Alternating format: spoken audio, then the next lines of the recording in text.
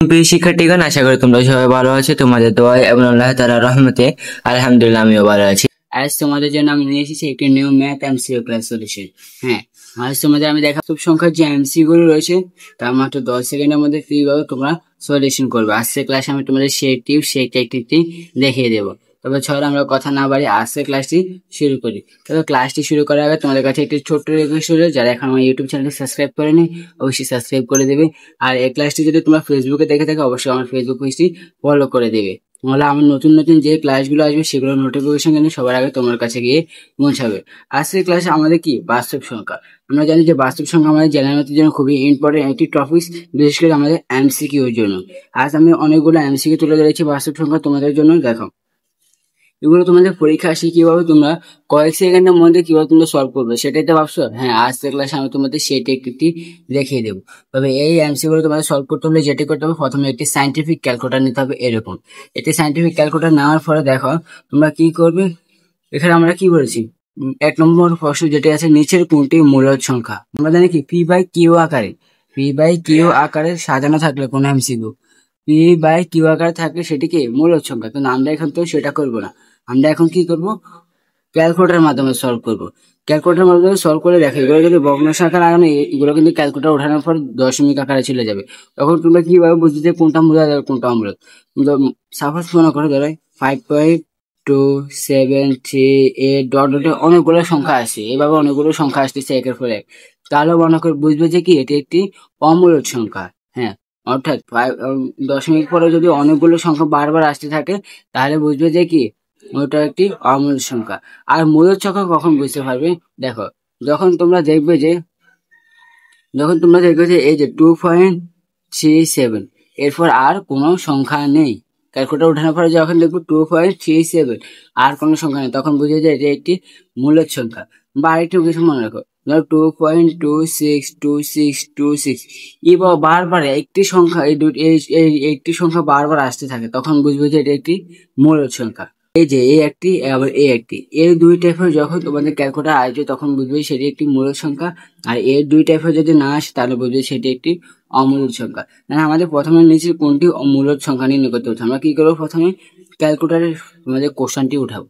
দেখো, √27 ভাগ √48, তারপরে দেখো আমাদের কত হয়েছে 0.75। আমি কি বলেছি দেখো, যদি এই যে 2.37 অর্থাৎ আর যদি না আসে, এখানে কি আছে 0.75 আর কিন্তু আসেনি, তার মানে এটি একটি কি মূলদ সংখ্যা। ধরো সাপোজ আমরা পরেরটা যদি ক্যালকুলেশন করে দেখি, দেখো √8√7 দেখছেন।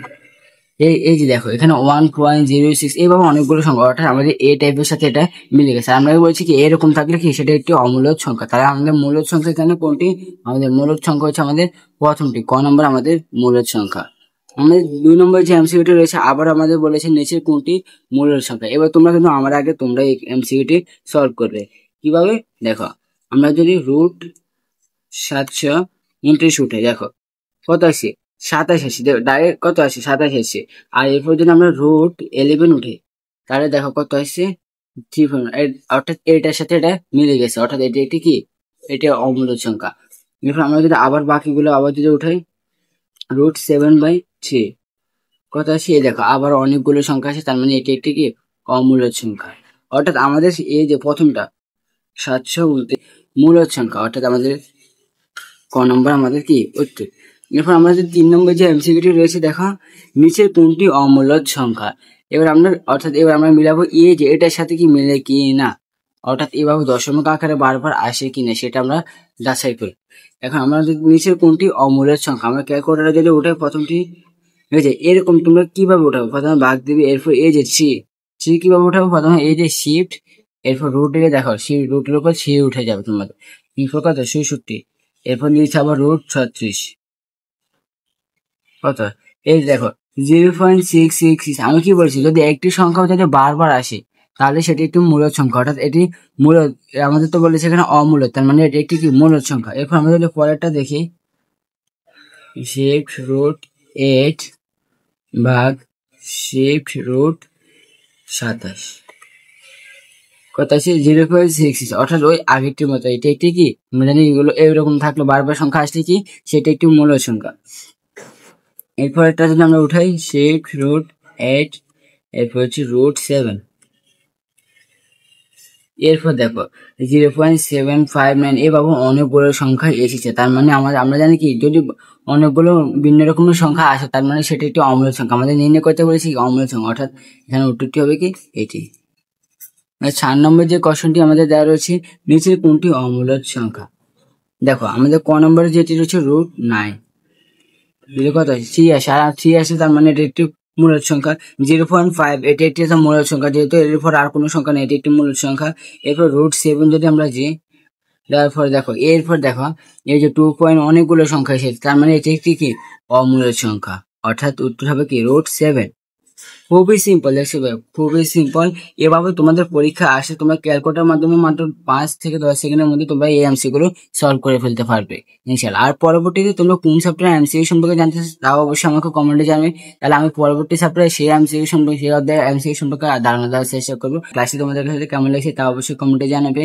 আর যদি ভালো লেগে থাকে অবশ্যই লাইক এবং শেয়ার করে দেবে। আমার ইউটিউব চ্যানেল সাবস্ক্রাইব করে অবশ্যই সাবস্ক্রাইব করে দেবে।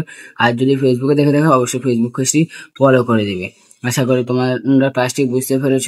দেখা হবে ইনশাল্লাহ পরবর্তী কোনো ক্লাসে, পরবর্তী কোনো ভিডিওতে। আসসালামু আলাইকুম, আল্লাহ হাফিজ।